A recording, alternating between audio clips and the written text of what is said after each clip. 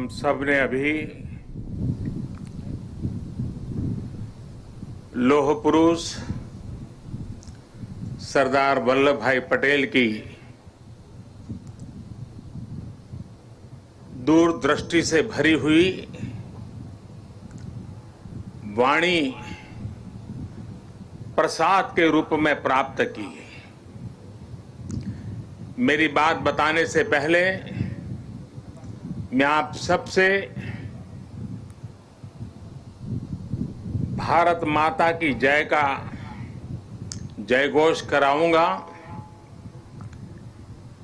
और आप सबसे मेरा आग्रह है, यूनिफॉर्म वाले सभी जवानों से भी आग्रह है और दूर दूर पहाड़ियों पर बैठे मेरे आदिवासी भाइयों बहनों को भी मेरा आग्रह है कि एक हाथ ऊपर करके पूरी ताकत से सरदार साहब का स्मरण करते हुए हम भारत माता की जय का घोष करेंगे। मैं 3 बार करवाऊंगा। पुलिस बेड़े के वीर बेटे बेटियों के नाम भारत माता की।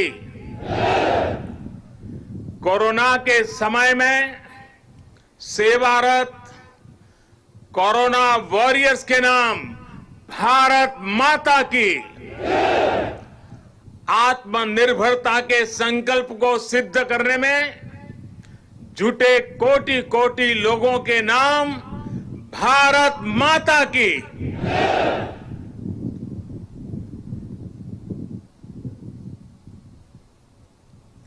मैं कहूंगा, सरदार पटेल, आप लोग 2 बार बोलेंगे, अमर रहे, अमर रहे। सरदार पटेल, सरदार पटेल, सरदार पटेल। सभी देशवासियों को सरदार वल्लभ भाई पटेल की जन्म जयंती की बहुत बहुत शुभकामनाएं। देश की सैकड़ों रियासतों को, राजे रजवाड़ों को एक करके देश की विविधता को आजाद भारत की शक्ति बनाकर सरदार पटेल ने हिंदुस्तान को वर्तमान स्वरूप दिया। 2014 में हम सभी ने उनके जन्मदिन को भारत की एकता के पर्व के रूप में मनाने की शुरुआत की थी।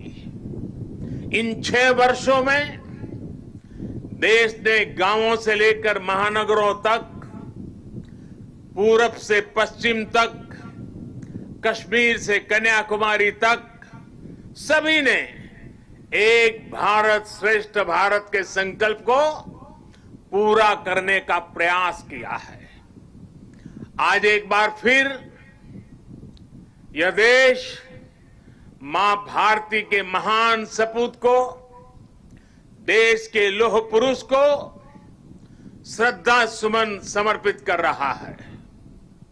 आज एक बार फिर यह देश सरदार पटेल की इस गगनचुंबी प्रतिमा के सानिध्य में, उनकी छाया में देश की प्रगति के महायज्ञ का अपना प्राण दोहरा रहा है। साथियों, मैं कल दोपहर ही केवड़िया पहुंच गया था और केवड़िया पहुंचने के बाद कल से लेकर अब तक यहां केवड़िया में जंगल सफारी पार्क, एकता मॉल, चिल्ड्रन न्यूट्रिशन पार्क, आरोग्य वन जैसे अनेक नए स्थलों का लोकार्पण हुआ है। बहुत ही कम समय में सरदार सरोवर डैम के साथ जुड़ा हुआ ये भव्य निर्माण एक भारत श्रेष्ठ भारत की भावना का, नए भारत की प्रगति का तीर्थ स्थल बन गया है। आने वाले समय में मां नर्मदा के तट पर भारत ही नहीं, पूरी दुनिया के टूरिज्म मैप पर ये स्थान अपनी जगह बनाने वाला है, छाने जा रहा है। आज सरदार सरोवर से साबरमती रिवर फ्रंट तक सी प्लेन सेवा का भी शुभारंभ होने जा रहा है। ये देश की पहली और अपने आप में अनूठी सी प्लेन सेवा है। सरदार साहब के दर्शन के लिए, स्टैच्यू ऑफ यूनिटी को देखने के लिए देशवासियों को अब सी प्लेन सर्विस का भी विकल्प मिलेगा। ये सारे प्रयास इस क्षेत्र में पर्यटन को भी बहुत ज्यादा बढ़ाने वाले हैं।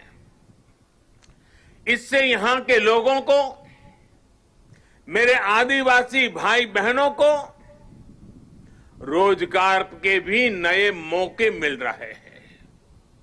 इन उपलब्धियों के लिए भी मैं गुजरात सरकार को, गुजरात के सभी नागरिकों को और सभी 130 करोड़ देशवासियों को बधाई देता हूं। साथियों, कल जब मैं सारे क्षेत्रों पे पूरे दिन जा रहा था और वहां गाइड के रूप में यहीं आसपास के गांव की हमारी बेटियां जिस कॉन्फिडेंस के साथ, जिस गहराई के साथ, सभी सवालों के जानकारी के साथ, त्वरित उत्तरों के साथ मुझे गाइड कर रही थी, मैं सच में बताता हूं, मेरा मस्तक ऊंचा हो गया। मेरे देश की, गांव की आदिवासी कन्याओं का ये सामर्थ्य, उनकी एक क्षमता अभिभूत करने वाली थी। मैं उन सभी बच्चों को इतने कम समय में उन्होंने जो महारत हासिल की है और इसमें एक नया, एक प्रकार से एक्सपर्टाइज को जोड़ा है, प्रोफेशनलिज्म को जोड़ा है, मैं उनको भी आज हृदय से, मेरी आदिवासी बेटियों को बहुत बहुत बधाई देता हूं। साथियों, ये भी अद्भुत संयोग है कि आज ही महर्षि वाल्मीकि जयंती भी है। आज हम भारत की जिस सांस्कृतिक एकता का दर्शन करते हैं, जिस भारत को अनुभव करते हैं, उसे और जीवंत और ऊर्जावान बनाने का काम सदियों पहले आदि कवि महर्षि वाल्मीकि ने ही किया था। भगवान राम के आदर्श, राम के संस्कार अगर आज भारत के कोने कोने में हमें एक दूसरे से जोड़ रहे हैं, तो इसका बहुत बड़ा श्रेय भी महर्षि वाल्मीकि जी को ही जाता है। राष्ट्र को, मातृभूमि को सबसे बढ़कर मानने का महर्षि वाल्मीकि का जो उद्घोष था, जननी जन्मभूमिश्च स्वर्गादपि गरीयसी, ये जो मंत्र था, वही आज राष्ट्र प्रथम, इंडिया फर्स्ट का उस संकल्प का मजबूत आधार है।